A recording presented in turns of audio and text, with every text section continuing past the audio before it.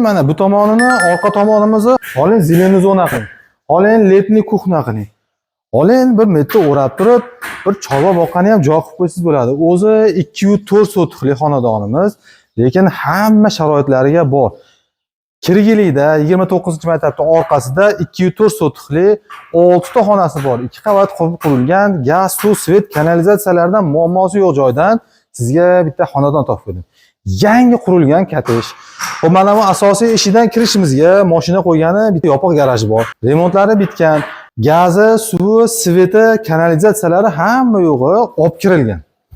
Xo'p, endi mana kichkina bo'lsa ham hovlichamiz. Buni endi mana yerga bitta kichikroq qilib zileni zona qilib olsam bo'ladi. Bu devor tagiga ham. Burchatkalarni bosilgan, tayyor, yashashingizga tayyor.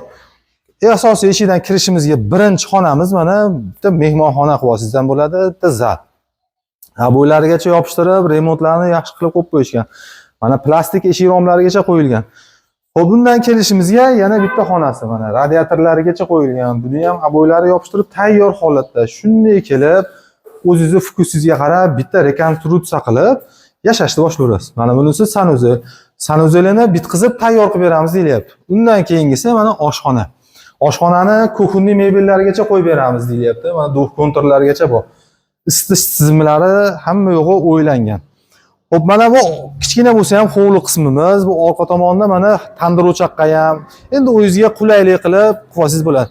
Bu tomonda ikkinchi qavatga ko'tarilishimizda zinamiz. Ikkinchi qavatga ko'tarilish zinamiz. Bu mana perilalarini o'rnatib tayyor qilib beramiz deyilyapti. Xo'p, mana bu ikkinchi qavatga kirdik. Kirishimizga shunaqangi mana koridor qilib qilingan, xona-xona qilib bo'lib ketilgan. Endi kirishimizda chap qo'lda birinchi xonamiz. Buni holing bitta spalniya qiling, holing detskiy qiling. Tashqariga qaragan balkonlargacha bor. Mana panoramli oynalarni qo'yib qo'yishgan. Xo'p, bundan keyingisi bunisi sanuzeli.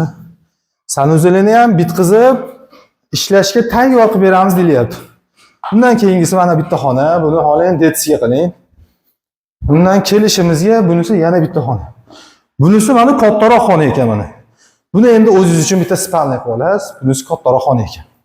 Manzilimiz Farg'ona shahar Kirgili 29-maktabning orqasida 204 sotixli gaz suv svetlari kanalizatsiyalar bor joyda. Narxini 65 mingga baholashdi. Hamma sharoiti bor. Bitta kelib ko'ring. Yangi qurilgan xonadon.